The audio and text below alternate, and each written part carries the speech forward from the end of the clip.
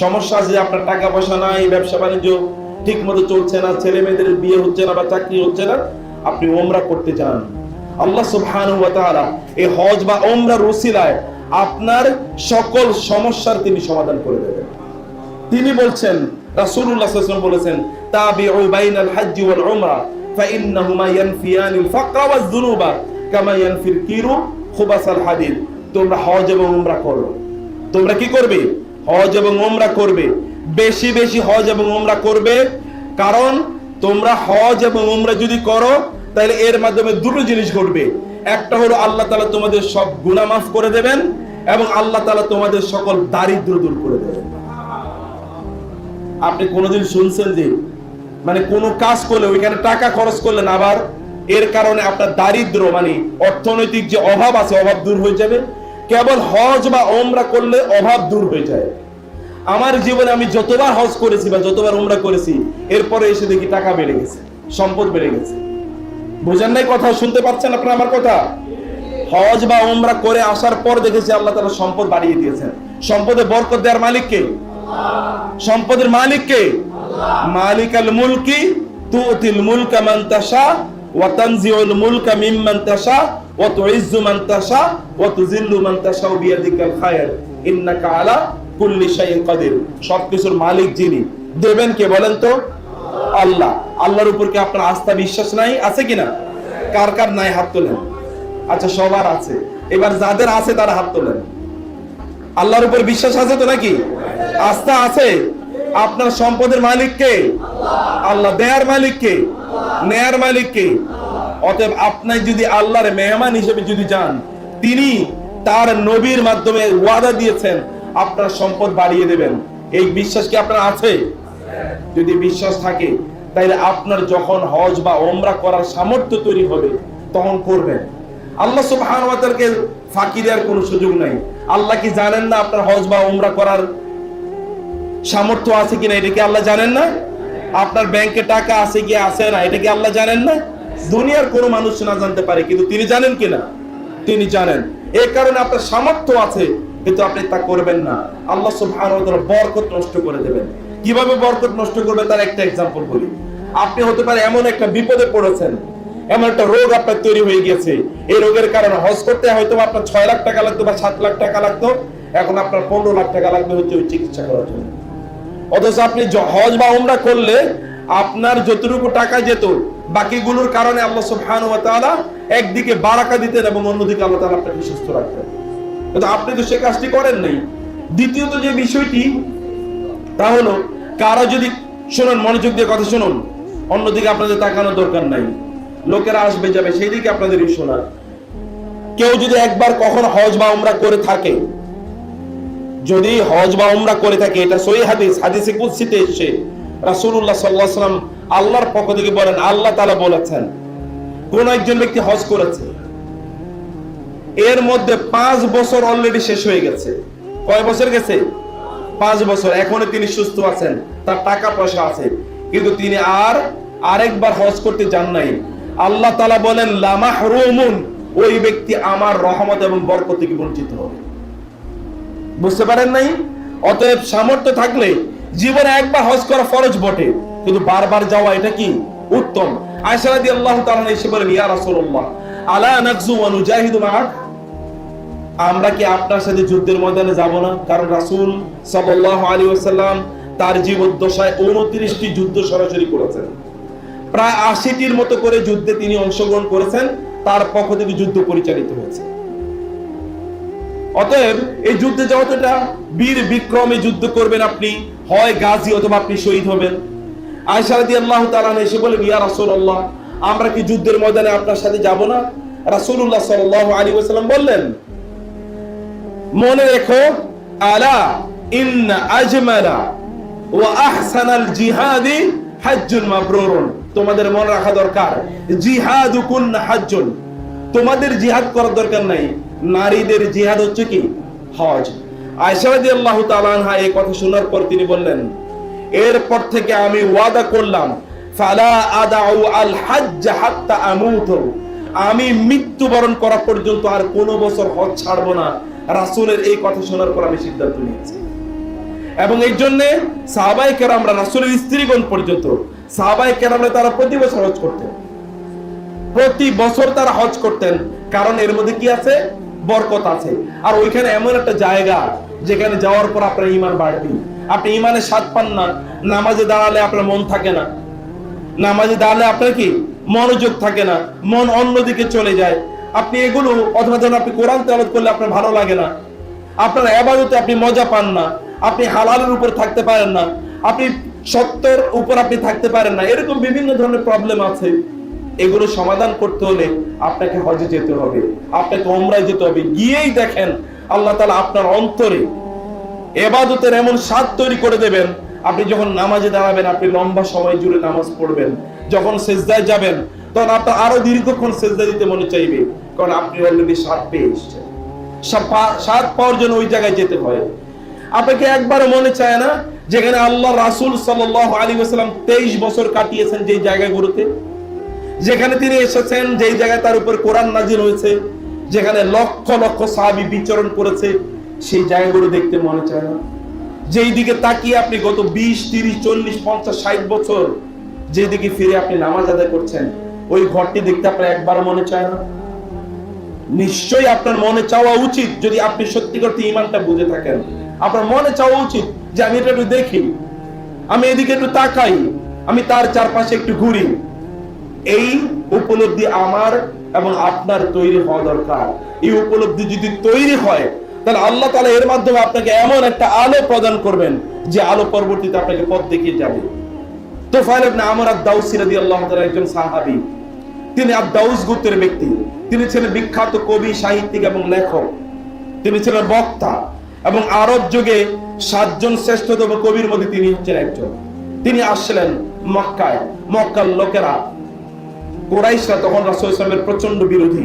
তারা বলল, মক্কা একজন ব্যক্তি এসেছেন, তার নিজকে তিনি নবী দাবি করছেন, তিনি এমন কিছু কথাবার্তা বলেন যে কথার মধ্যে জাদুর প্রভাব রয়েছে, মানে জাদুকরের মতো আকর্ষণ আছে তার কথার মধ্যে, অতএব তুমি তার কথা শোনো না। তুফাইল ইবনে আমর আদ-দাউসী যখন এই কথা কুরাইশ নেতৃবৃন্দর কাছ থেকে শুনলেন, তিনি ভাবলেন যে সত্যি তো তার কাছ থেকে তাদের দূরে থাকতে হবে। তিনি বলেন, হাত্তা হাসাউতু ফি উযুনাইয়া কাতরান, আমি আমার কানের মধ্যে তুলা ঢুকিয়ে তারপরে আমি বাইতুল্লাহর কাছে যেতাম, যেন মুহাম্মদের কোনো কথা আমার কানে না পৌঁছে। আমি একদিন সেখানে গেলাম, গিয়ে দেখলাম যে একজন ব্যক্তি তিনি দাঁড়িয়ে নামাজ আদায় করছেন। আমি তার নামাজের ভঙ্গিমা দেখে আমার মনে হলো এই লোক কোনোদিন মিথ্যাবাদী হতে পারে না। আমি তার নামাজের দাঁড়ানোর ভঙ্গিমা দেখে, তার রুকু সিজদা দেখে দেখলাম এইরকম তো ইবাদত আমরা করি না, এত মনোযোগের সাথে তো কোনোদিন আমরা ইবাদত করি না। ইবাদতের মধ্যে এত ভালো লাগা, এত ভালোবাসা, এত আন্তরিকতা, এত ইখলাস, এত মনোযোগ, এত কনসেন্ট্রেশন থাকে, এটা তো কোনোদিন দেখি না। এ তো সাধারণ মানুষ না, এই ইবাদতটা তো সাধারণ ইবাদত না, এটা একটা ভিন্ন স্টাইলের ইবাদত। আমি এই জন্য ভাবলাম আমি একটু তার কাছে যাই।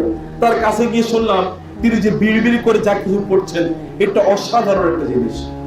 আমি ভাবলাম আমি এত বড় একজন কবি, এত বড় একজন সাহিত্যিক, এত বিজ্ঞান, এত বুদ্ধিজীবী, আমি এত বিদ্বান মানুষ, আমি কুরাইশ নেতৃবৃন্দের কথা শুনে তার কথা শোনা বন্ধ করে দিলাম। এটা কেমন কথা হলো? তিনি বলে যে আমি এবার সিদ্ধান্ত নিলাম আমি তার কাছে যাব এবং তার কাছে গিয়ে আমি তার কথাবার্তা শুনবো, তিনি কি বলেন। আমি গেলাম তার কাছে এবং গিয়ে আমি তাকে বললাম, ইয়া মুহাম্মদ, হে মুহাম্মদ, আপনি আসলে মানুষকে কি বলেন, আমাকে একটু বলেন তো, আপনি মানুষকে কিসের দাওয়াত দেন? তিনি বলেন, আমি কেবল কোরআনের দাওয়াত দিই। আমি কেবল কিসের দাওয়াত দেই? কোরআনের দাওয়াত দেই। তুফাইল বলেন, আপনি একটু আমাকে শোনান তো। রাসূলুল্লাহ সাল্লাল্লাহু আলাইহি ওয়াসাল্লাম তাকে সূরাতুল ইখলাস এবং সূরাতুল ফালাক শোনালেন। তুফাইল ইবনে আমর এইভাবে নিচের দিকে তাকিয়েছিলেন। যখন তিনি তার মাথাটা উঠালেন, দেখা গেল তার দু চোখ গুলো কেবল পানি পড়ছে। তুফাইল বলেন, ইয়া রাসূলুল্লাহ, ইয়া মুহাম্মদ, আপনি কি মানুষকে এই কথাগুলি বলেন? তিনি বলেন, হ্যাঁ, আমি কেবল এই কথাই বলি, আমি তো ভিন্ন কথা বলি না। তিনি বলেন, তাইলে তাড়াতাড়ি আপনি আমাকে মুসলমান বানিয়ে নিন, এর চেয়ে উত্তম কোনো কথা হতে পারে না, আমার জীবনের চেয়ে উত্তম কোনো কথা আমি জীবনেই শুনি না। এবং সাথে তিনি ইসলাম গ্রহণ করলেন। ইসলাম গ্রহণ করার পর তিনি কিছুদিন রাসূলের সান্নিধ্যে থাকলেন এবং বললেন, ইয়া রাসূলুল্লাহ, আল্লিমনিল কুরআন, আপনি আমাকে কোরআন শিখিয়ে দিন। আমি আমার এলাকায় যাব এবং আমার মানুষদেরকে আমি ইসলামের দাওয়াত দেব, আমি তাদেরকে দ্বীনের কথা বলবো। তিনি কিছুদিন রাসূলের সাথে থাকলেন।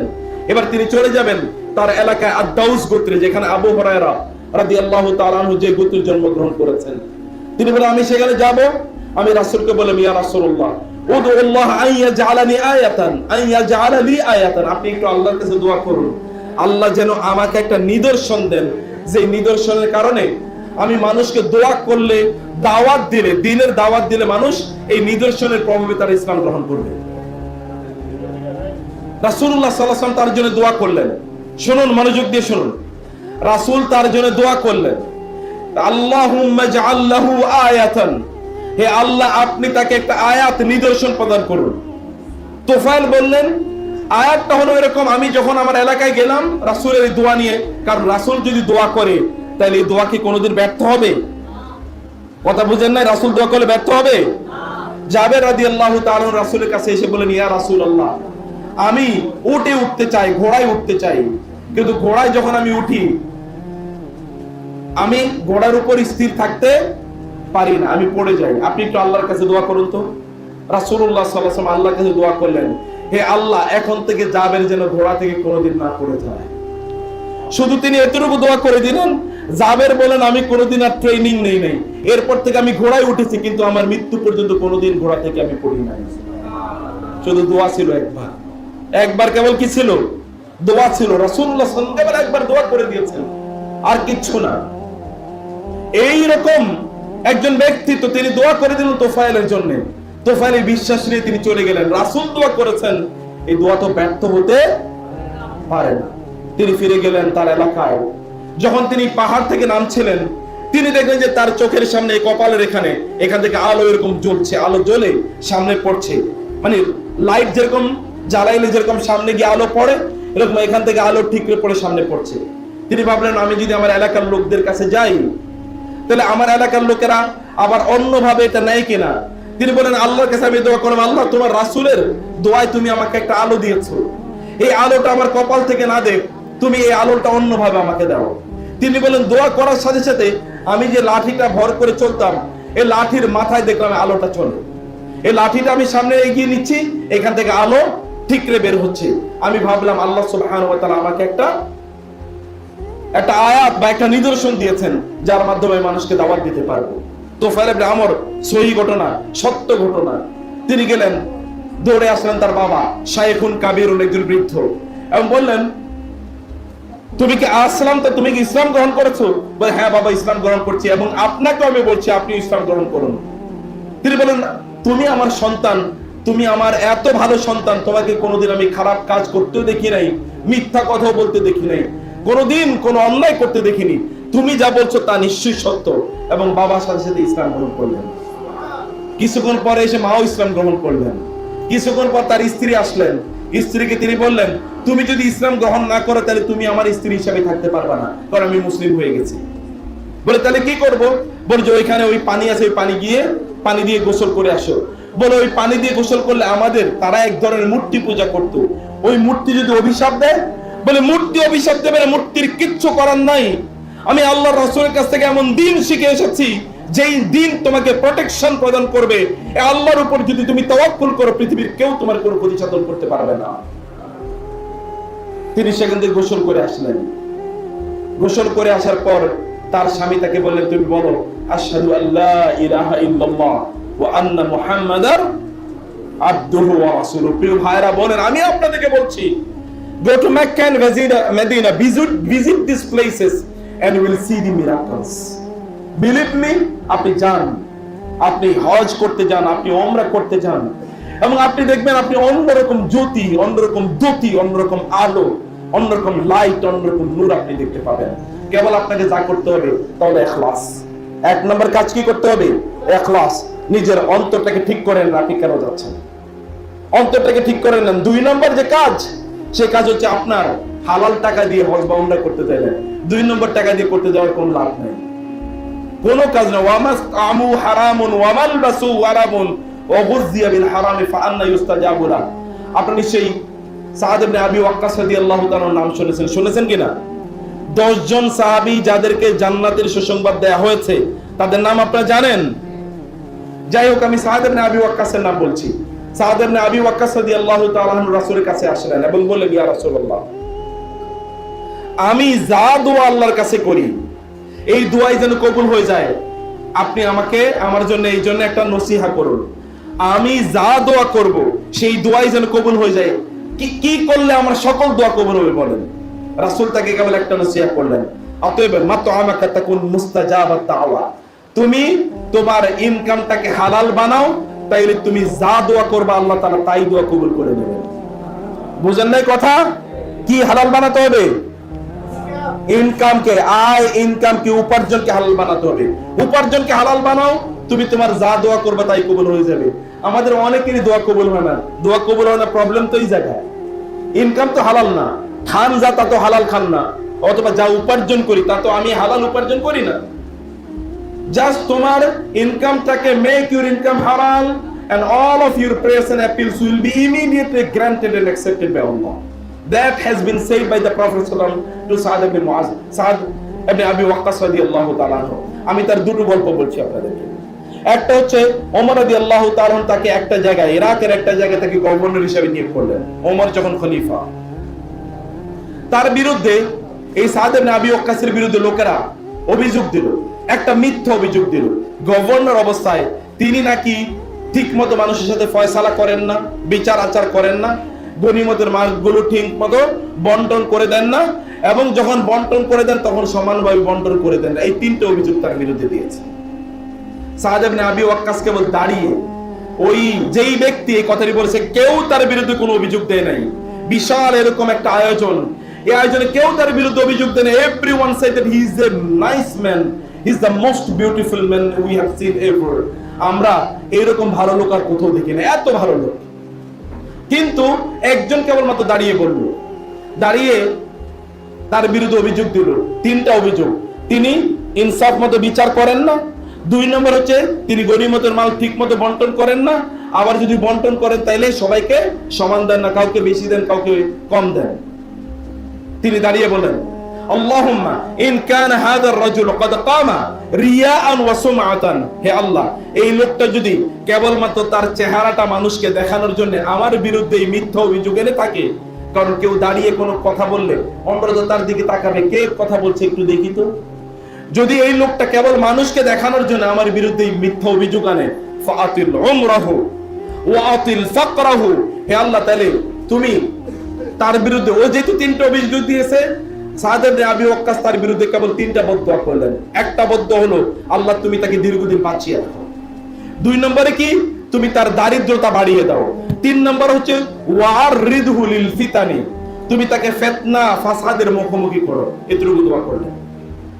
পরবর্তীতে দেখা গেল কি জানেন, এই লোক এত লম্বা সময় বেঁচে ছিল, অন্য কোন মানুষ সমসাময়িক প্রেক্ষাপটে কোন মানুষ এত লম্বা সময় বেঁচে ছিল না।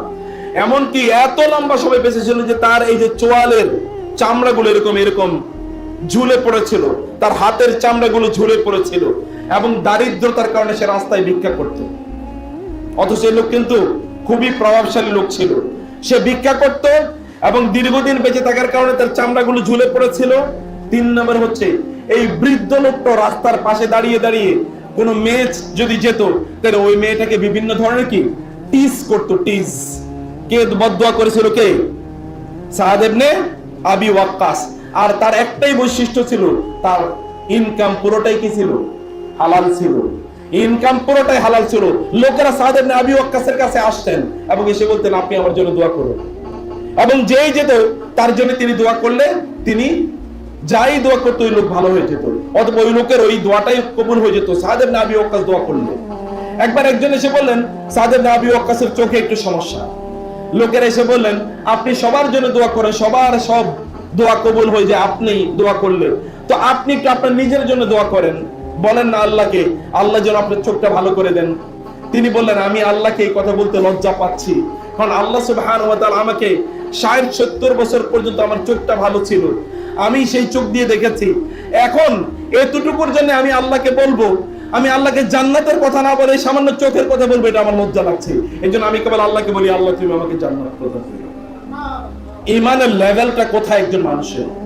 প্রিয় ভাই আমি বলছি আপনি যদি ওই সকল জায়গায় যান আপনার ঈমানটা বাড়বে, আপনি উপলব্ধি করতে পারবেন। আপনারা জানেন সাই করতে হয় সাফা এবং মারওয়া, এই পাহাড়ের মধ্যখানে সাই করা লাগে না? করা লাগে কিনা? আপনারা কি কথা বলতে জানেন না? সাফা এবং মারওয়া এই পাহাড়ের মধ্যখানে কি করতে হয়? এই সাই কেন করতে হয় বলেন তো? একজন মহিলা এই দুই জায়গায় দাঁড়িয়েছিল, তার সন্তানকে তিনি রেখে, তার সন্তানের নাম কি? ইসমাইল, আর তার নাম কি? হাজেরা। মূলত হাজের তার নাম, এবং আমরা বলি আর কি হাজেরা। হাজেরা তিনি তার সন্তানকে দুই পাহাড়ের মধ্যখানে রেখে পানি অথবা খাদ্যের জন্য তিনি দৌড়াচ্ছিলেন। একবার সাফা পাহাড়ের উপরে উঠেন, আবার মারওয়া পাহাড়ের উপরে উঠেন। মধ্যখানের জায়গাটা যেহেতু সমতল, এই দুই জায়গায় তিনি দৌড় দেন। এই কারণে যেন একটু পাহাড়ে উঠে দেখেন যে কেউ এই দিক দিয়ে যাচ্ছে কিনা, আবার পথ অতিক্রম করে চলে যায় কিনা। এই জন্য এই মধ্যখানের জায়গাটায় দৌড়ান। এখনো যখন আমরা হজ উমরা করতে যাই, আমরা এই জায়গায় দৌড়াই কিনা বলেন তো? কেন দৌড়াই বলেন তো? হাজেরা দৌড়িয়েছিলেন। হাজেরা যখন এই জায়গায় দৌড়িয়েছিলেন, একজন নারী আল্লাহ সুবহানাহু ওয়া তাআলার উপর তার তাওয়াক্কুল এক ফোঁটা কমে নাই। আল্লাহর উপর তাওয়াক্কুল রেখে আল্লাহর কাছে প্রার্থনা করার জন্য তিনি দৌড়াচ্ছিলেন। এখনো যখন আপনারা যান ওই জায়গায় দৌড়ান, তখন আপনাদের মধ্যে এই অনুভূতি তৈরি হয় যে আল্লাহর কাছে দৌড়ে চাইতে হয়। আল্লাহর কাছে চাইলে আল্লাহ সুবহানাহু ওয়া তাআলা হাজেরাকে কি দিয়েছেন বলেন তো? কি দিয়েছেন? ওইখানে জমজম কূপের পানি দেন নাই? এখানে এমন একটা মরুভূমি, রব্বানা ইন্নী আসকানতু মিন যুররিয়াতি বিওয়াদিন গায়রি জি জারইন ইনদা বাইতিকাল মুহাররাম রব্বানা লিয়ুকিমুস সালাহ। তিনি বললেন, আল্লাহ, ইব্রাহিম আলাইহিস সালাম তার সন্তান এবং স্ত্রীকে রেখে গিয়ে তিনি বলেন, আল্লাহ, এমন একটা জায়গায় আমার সন্তানকে রেখে যাচ্ছি যেখানে কোনো গাছ গাছালি বা ফসল উৎপাদনের মতো নয়। এখনো মক্কায় কোনো ফসল উৎপাদন হয় না। আপনি সামান্য কিছু গাছ গাছালি দেখতে পান, তাও হিউজ পরিমাণ ওয়াটার, এবং সেখানে বিভিন্ন ধরনের কেয়ারিং করে তারপরে কিছু গাছ উৎপাদন করা লাগে, তারপরে কেন কোনো ফসল উৎপাদন হয় না। এরকম একটা জায়গায় তিনি তার সন্তান এবং স্ত্রীকে রেখে গিয়ে তিনি আল্লাহর কাছে দোয়া করেছেন, রব্বানা লিয়ুকিমুস সালাহ, রেখে গেলাম তারা যেন নামাজ আদায় করতে পারে। ফাজআল আফইদাতাম মিনান নাসি তাউবি ইলাইহিম, গোটা পৃথিবীর সকল মানুষের অন্তরগুলোকে এই দিকে ঝুঁকিয়ে দিন। ওয়ারযুকহুম মিনাস সামারাত, এবং তাদেরকে আপনি ফল খাদ্য হিসেবে প্রদান করুন। দোয়া কে করেছেন? ইব্রাহিম আলাইহিস সালাম দোয়া করেছেন। এবং দেখুন ইব্রাহিম আলাইহিস সালামের দোয়ার ফলশ্রুতিতে কি হলো। হাজেরা দুই জায়গায় দৌড়াচ্ছেন, তার এই পাহাড় এবং ওই পাহাড়ে মধ্যখানে ইসমাইল আলাইহিস সালামের পায়ের আঘাতে আল্লাহ তাআলা এখানে একটা ঝর্ণার প্রস্রবণ তৈরি করে দিলেন, একটা ঝর্ণা তৈরি করে দিলেন। সেই ঝর্ণার নাম কি আপনারা জানেন না? ঝর্ণার নাম কি? জমজম। এই জমজমের পানি শুধু পানি না, এটা খাবার। জমজমের পানি কি? খাদ্য।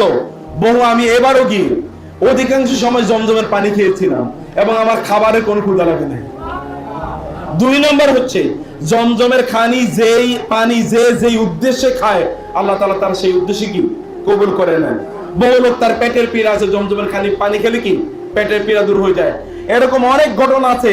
ক্যান্সারের কোন রোগী জমজমের পানি খাওয়ার কারণে আল্লাহ তাআলা তার রোগ দূর করে দিয়েছেন। পৃথিবীর সবচেয়ে বিশুদ্ধ, বিজ্ঞান প্রমাণ করেছে পৃথিবীতে এত বিশুদ্ধ কোনো পানি নাই পৃথিবীর কোথাও যত বিশুদ্ধ পানি কি জমজমের পানি। জমজমের পানির মধ্যে খাদ্যের উপাদান রয়েছে। এখন অনেকেরই কোন রোগ দূর নাও হতে পারে, এটা পানির সমস্যা না। সমস্যা কার? ওই ব্যক্তির সমস্যা, যে ব্যক্তি পান করেছে। হয় তার ঈমানের প্রবলেম, অথবা তার ইখলাসের প্রবলেম, অথবা তার আমলের প্রবলেম, অথবা তার তাওয়াক্কুলের প্রবলেম, অথবা তার রিজিকের, তার ইনকামের প্রবলেম। কোন একটা জায়গায় প্রবলেম আছে, এর জন্য এটা হয় না। কিন্তু জমজমের পানি আপনি বলেন তো, ছোট্ট একটা কূপ বলতে একটা কূপই, এটা তো বিশাল একটা মহাসাগর না। মক্কায় প্রতি মুহূর্তে লক্ষ লক্ষ লোক এই পানি খায় না? হজের সময় এবারও তো প্রায় 40 লক্ষ লোক এই পানি কি শুধু খাইছে, তারা কি আনে নাই পানি? আনে কিনা? 5 লিটার করে তো প্রত্যেকেরই দিয়ে দেয়াই হয়, আর আমরা তো আরো বেশি করে আনি। কি পরিমাণ খাই!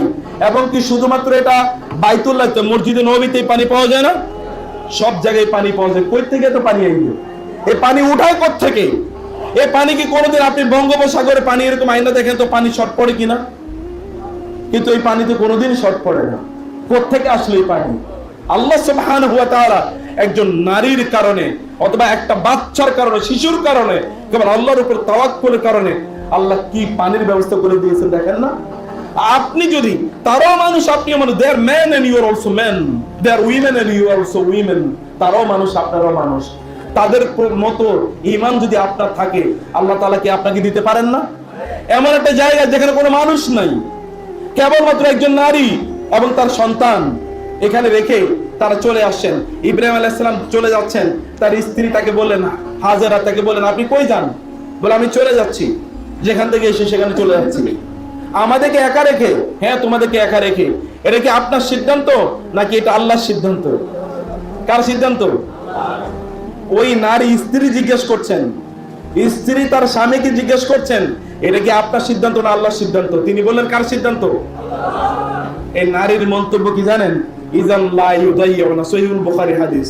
তখন এই নারী বললেন, যদি আল্লাহর সিদ্ধান্ত হয় তাহলে আমাদের কোনো টেনশন নাই, কারণ আল্লাহ যদি সিদ্ধান্ত দিয়ে থাকেন তাহলে তিনি আমাদেরকে বাঁচিয়ে রাখার জন্য সকল উপকরণ এখানে তৈরি করে দেবেন।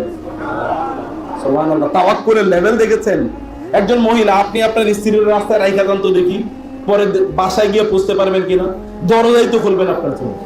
ঈমানের লেভেল কি? একজন নারী তার স্বামী তাকে রেখে যাচ্ছে, আবার একটা শিশু, এই শিশুর জন্য কোনো খাবার নাই, দুধ নাই, পানি নাই, কোনো ধরনের ফসল নাই, এখানে কোনো জনবসতি নাই, তাদেরকে রক্ষা করার মতো কোনো লোক নাই, চারিদিকে টেক কেয়ার করার মতো কেউ নাই, ঝড় আসলে কোথায় থাকবে তারও কোনো ঘর নাই।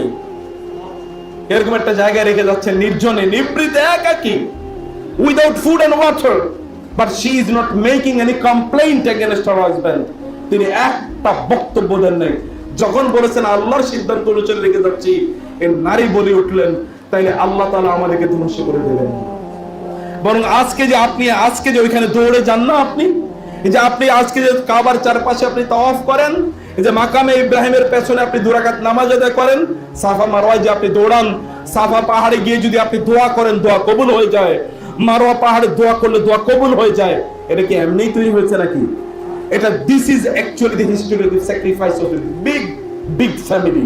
এটা বিশাল বড় পরিবারের একটা স্যাক্রিফাইসের কারণে এটা ঘটেছে। এটা আপনি কবে শিখবেন? এটা ওইখানে গেলে শিখবেন। এই জন্য ওইখানে যাওয়া লাগে আপনাকে। টাকা পয়সা কার জন্য রেখে যাবেন?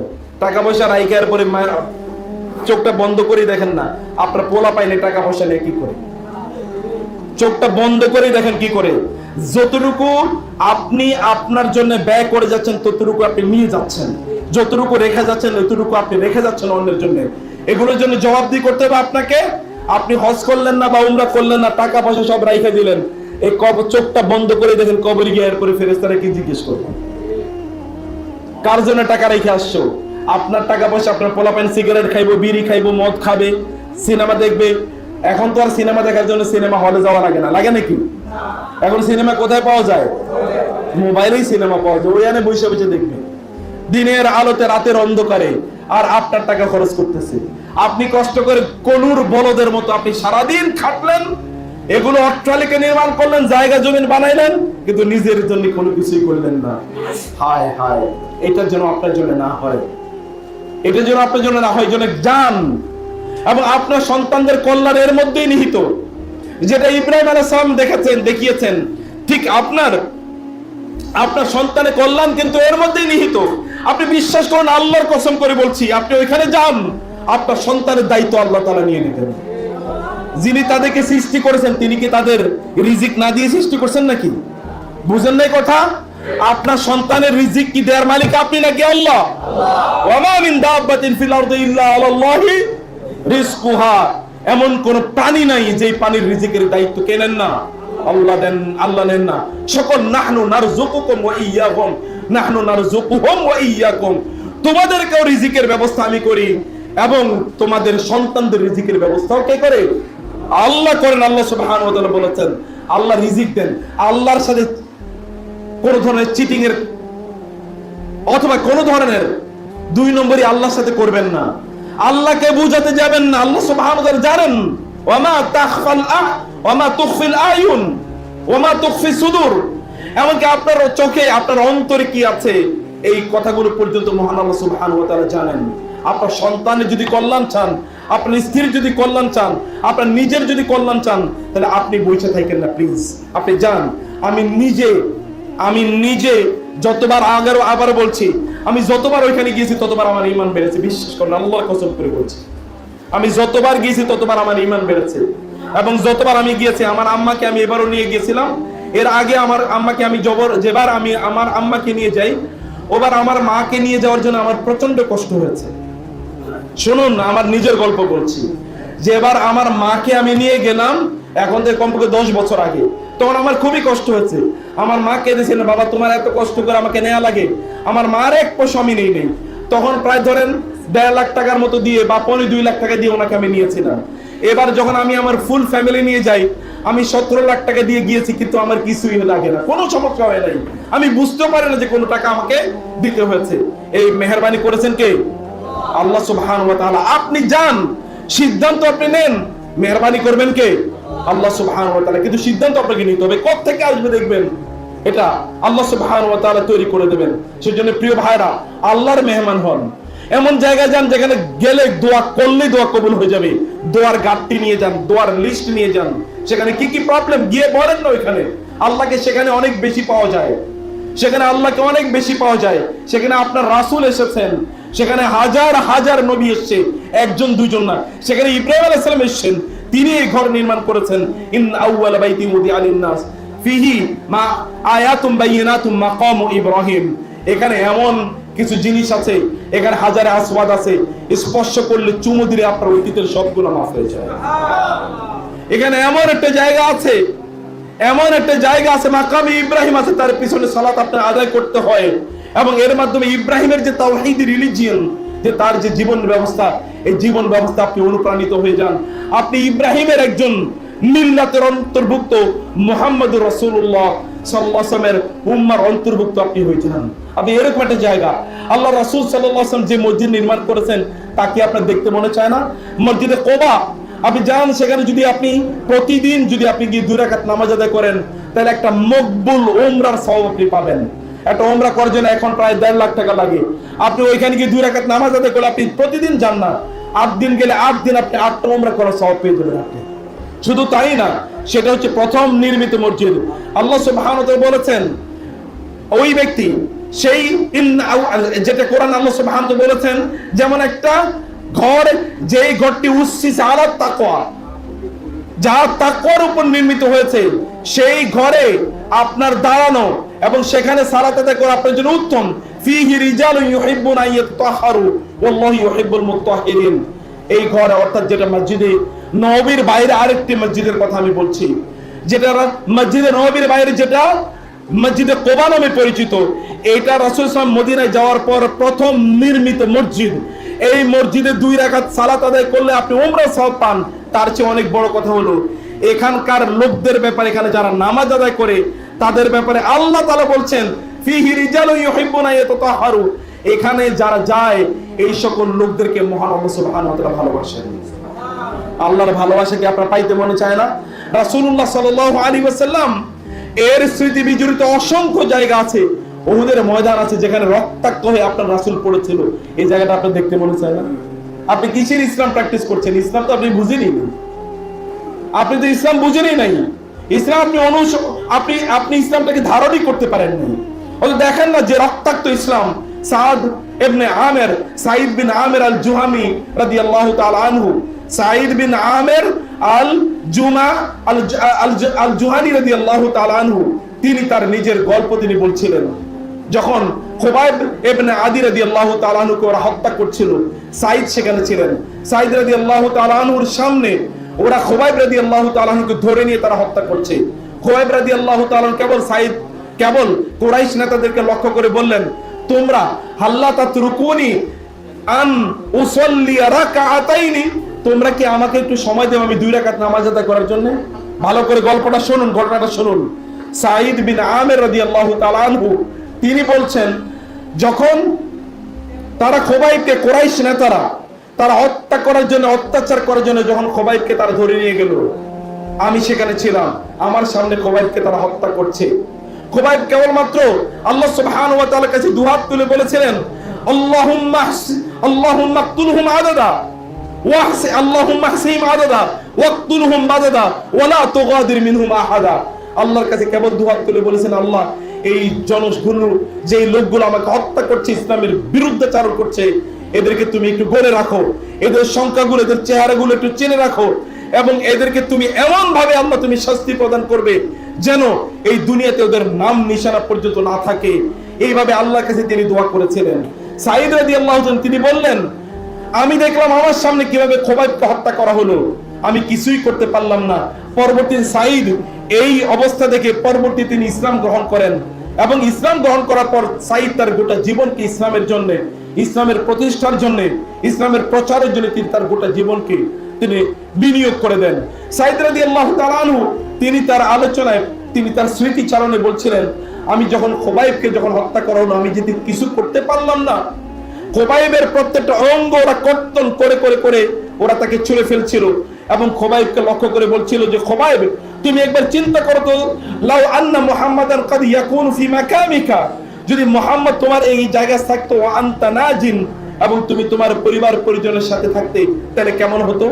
খোবাইব বলে, ওয়াল্লাহি ইন্নী লা উহিব্বু আন ইয়াকুনা মুহাম্মাদুন মাকানি ওয়া আনা নাজিন ওয়া আমিনুন ওয়া ওয়াদিউন ফি আহলি ওয়া ওয়ালাদি। আল্লাহর কসম করে বলি, আমি ভাবতেও পারি না যে মুহাম্মাদুর রাসূলুল্লাহ সাল্লাল্লাহু আলাইহি সাল্লাম এই জায়গায় থাকবে, তোমাদের সামান্য একটু, তোমাদের হাতের মাধ্যমে, অথবা তোমাদের সামান্য এই যে বিভিন্ন ধরনের তোমাদের অস্ত্র শস্ত্র, এগুলো সামান্য কিছুর মাধ্যমে অথবা কাঁটার মাধ্যমে তিনি একটু আহত হবেন, তোমরা তার শরীরে কাঁটা বিদ্ধ করবে, তোমাদের সামনে তিনি আছেন, আর আমি নিরাপদে আমার পরিবারের কাছে আছি। আমি এটা কোনোদিন ভাবতেও পারি না আমার মতো এরকম লক্ষ লক্ষ খোবাইব মারা যাবে, কিন্তু আল্লাহর রাসূলের শরীরে সামান্য একটা কাঁটাও যেন বিদ্ধ না হয়, আমরা এরকম চাই।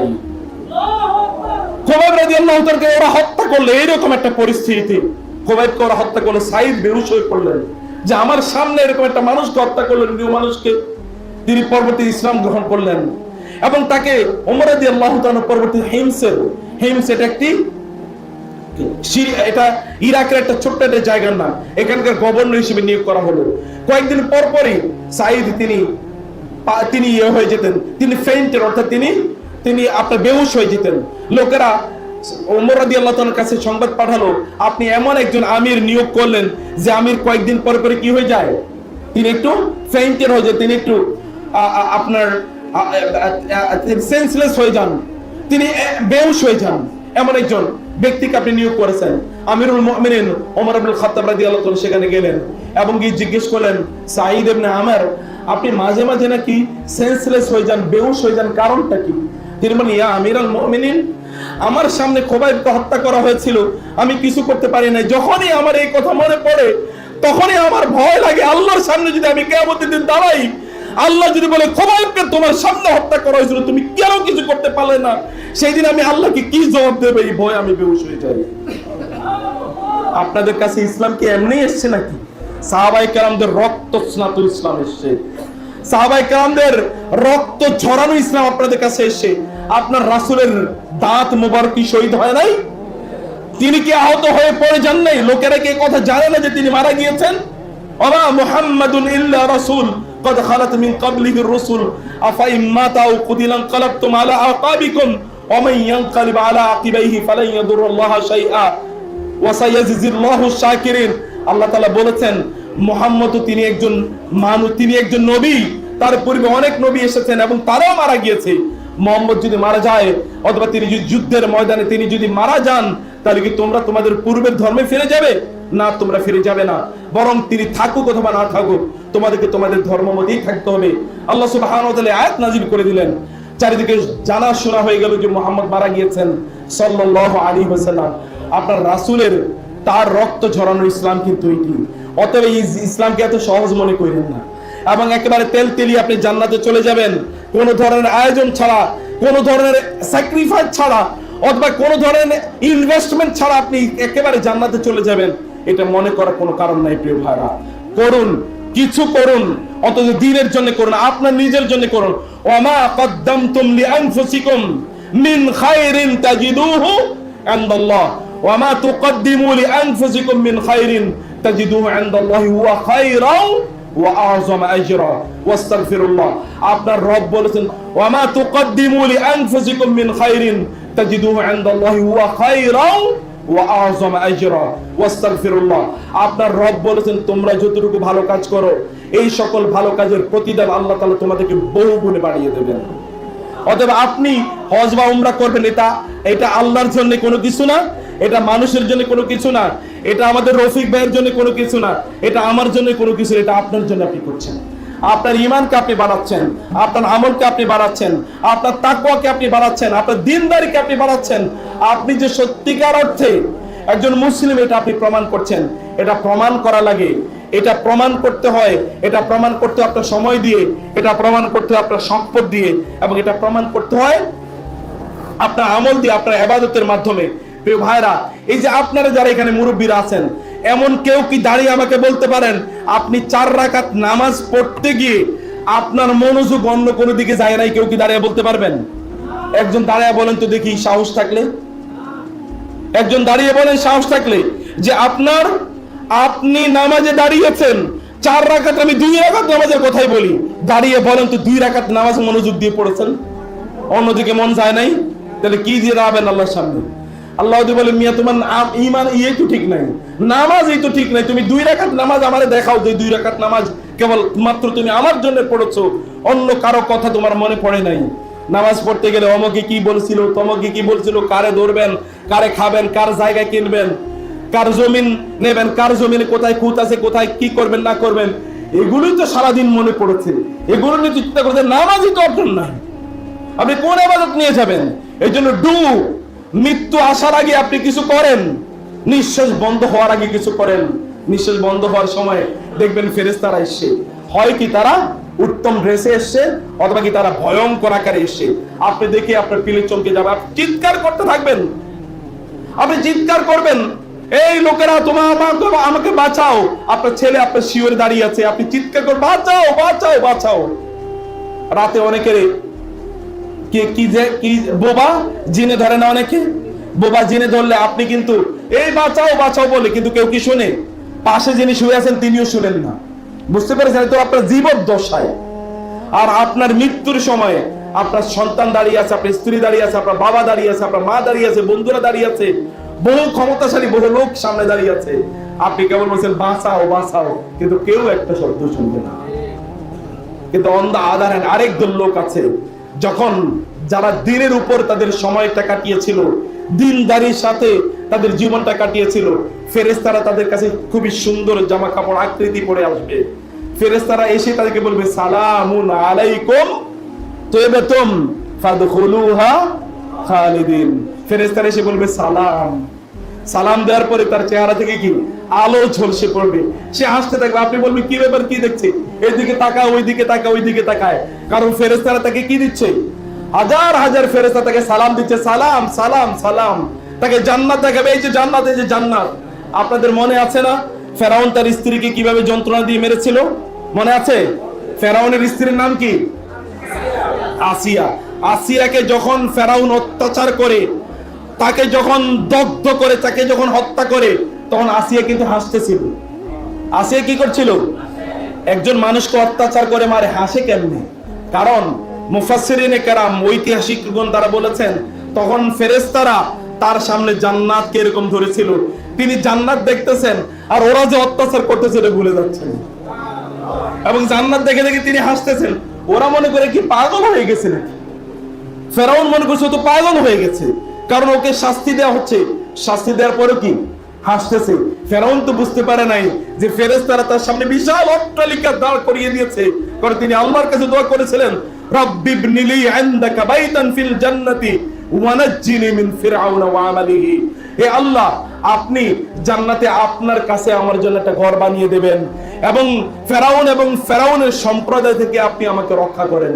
আল্লাহর কাছে তিনি দোয়া করেছিলেন, এবং আল্লাহ তাআলা তার দোয়া কবুল করে নিয়ে জান্নাতে তার জন্য স্পেশাল প্রাসাদ নির্মাণ করে দিয়েছিলেন। আপনার অবস্থাটা কি এরকম করতে মনে চায় না? আল্লাহর স্পেশাল মেহমান হতে মনে চায় না? আপনি দোয়া করলে আল্লাহ দোয়া কবুল করে নেবেন, আপনি ইবাদত দাঁড়ালে আপনার অন্যরকম স্বাদ তৈরি হবে, আপনার মনোযোগ তৈরি হবে। ওয়াবুদুল্লাহ আনতা আবুদুল্লাহ কাআন্নাকা তারাহু ফাইন লাম তাকুন তারাহু ফাইন্নাহু ইয়ারাকা। তুমি আল্লাহর ইবাদত এমন ভাবে করো যেন তুমি আল্লাহরে দেখতে পাও। কবে দেখতে পাবেন আল্লাহরে? ফাইন লাম তাকুন তারাহু, তুমি যদি তাকে দেখতে না পাও তাহলে ফাইন্নাহু ইয়ারাকা, তিনি তোমাকে দেখতে পাচ্ছেন, এভাবে ইবাদত করো। আপনি আল্লাহ সুবহানাহু ওয়া তাআলা কি দেখতে পাবেন নামাজের মধ্যে? আপনি তো নামাজের মধ্যে দাঁড়াইলে অন্য কিছু দেখতে পান। কি দেখতে পান? অমুকের জায়গা কিনবেন, অমুকের দোকান কিনবেন, অমুকের মারবেন, তমুকের ধরবেন, ইত্তকার আপনার চোখের সামনে বেশি উঠে। আর ইবাদত করতে বলা হয়েছে আপনাকে এমন ভাবে যেন আপনি আল্লাহকে দেখতে পান। কমপক্ষে আল্লাহ আপনাকে দেখতে পাই, অনুভূতি নিয়ে আপনার ইবাদত করা দরকার। নামাজের মধ্যে এভাবে দাঁড়ানো দরকার। কোরআন তেলাওয়াত করতে গিয়ে শুনুন, আপনার নামাজ পড়তে গিয়ে কবে এরকম মনে হয়েছে যে এই নামাজ আর আমার শেষ করতে মনে চায়? এমন কেউ আছেন কিনা বলেন তো? সেজদা দিয়েছেন, সেজদা দেওয়ার পরে মনে হলো এই সেজদা যদি আর শেষ না হতো, আর একটু লম্বা করতে। আপনি 3 বার তাসবিহ পড়েছেন, সুবহান রাব্বিয়াল আলা, সুবহান রাব্বিয়াল আলা, সুবহান রাব্বিয়াল আলা, আরো 3 বার পড়েছেন, তারপরে মন ভরে না, আরো 3 বার পড়ছেন, তারপরে মন ভরে না, আরো 3 বার পড়ছেন, তারপরে মন ভরে না। এরপরে পড়ছেন পড়ছেন পড়ছেন, প্রায় আধা ঘন্টা সেজদার মধ্যে ছিলেন। এরকম একটা লোক আছেন আপনারা? কিন্তু আপনাদের নবী, তিনি তো এক সেজদার মধ্যে তার ফজর হয়ে গেছে। বেলাল রাদিয়াল্লাহু তাআলা এসে তাকে ডেকে তুললেন, ইয়া রাসূলুল্লাহ, ফজরের আজান হয়ে গেছে, আপনি কি তুলবেন না, মাথা তুলবেন না? আপনি কি সেজদা শেষ করবেন না? আপনি কি সেজদা শেষ করবেন না? ফজর আজান হয়ে গেছে। এবং তার নামাজ শেষ করার পরে জিবরিল তাকে, তার স্ত্রী অথবা বেলাল তাকে বলেন, ইয়া রাসূলুল্লাহ, আপনার এত ইবাদত করা লাগে, আপনার না সব গুনাহ আল্লাহ মাফ করে দিয়েছেন? তখন তিনি কি বলেছিলেন? আফালা আকুনু আবদান শাকুরা, আমি কি আল্লাহর একজন কৃতজ্ঞ বান্দা হব না? আপনার নবী যদি নামাজ পড়তে পড়তে তার পা যদি ফুলে গিয়ে থাকে, তার পা ফুলে যেত, আয়েশা রাদিয়াল্লাহু তাআলা মলম লাগিয়ে দিতেন, কারণ পা ফুলে গেছে অথবা ফেটে গেছে, এবং কেঁদে বলতেন, ইয়া রাসূলুল্লাহ, আপনার এত ইবাদত করা লাগে। বুড়ো হয়ে গেলে একটু বয়স হলে মানুষের কি শরীরটা একটু ভারী হয়, একটু ভারী হয়, পাগুলো একটু মোটা হয়ে যায়, অনেকক্ষণ দাঁড়িয়ে থাকতে পারে না। কিন্তু তিনি বসে নামাজ আদায় করতেন না, তিনি দাঁড়িয়ে নামাজ আদায় করতেন। তার পা ফুলে যেত, পা ফেটে যেত, তাওয়াররামাত ওয়ারাক কাদামাহু, তার পা ফেটে যেত।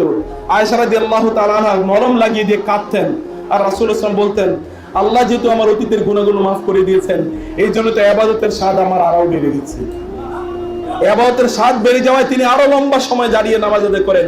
ইয়া আইয়ুহাল মুযাম্মিলু কুমিল লাইলা ইল্লা কালিলা নিসফাহু আও ইনকুস মিনহু কালিলা আও জিদ আলাইহি ওয়া রাত্তিলিল কুরআনা তারতিলা ইন্না সানুলকি আলাইকা কাওলান সাকিলা। প্রিয় ভাইরা, বোনেরা, আমি বলছি যে বোনেরা পেছনে বসে আছেন, আপনাদের সময়গুলো কিভাবে কাটে? ভাইরা, আপনাদের সময় কিভাবে কাটে? কেবল মানুষের পেছনে কথা, অমুকের বিরুদ্ধে, তমুকের বিরুদ্ধে, অমুকের কি হয়েছে, তমুকের বাসায় কি হয়েছে, কার মেয়ে কোথায় পালিয়ে গেছে, কার ছেলে কারে ধরছে, কার চাকরি হয় নাই, কার কি হয় না, কার বাসা কি অশান্তি, এগুলোই কেবল আপনাদের আলোচনার বিষয়। ইবাদতের স্বাদ পাবেন কোত্থেকে? এই স্বাদ পাওয়ার জন্য আপনাকে যেতে হবে ওইখানে, ওই স্বাদ পাওয়ার জন্য আপনাকে সেখানে যাওয়া দরকার।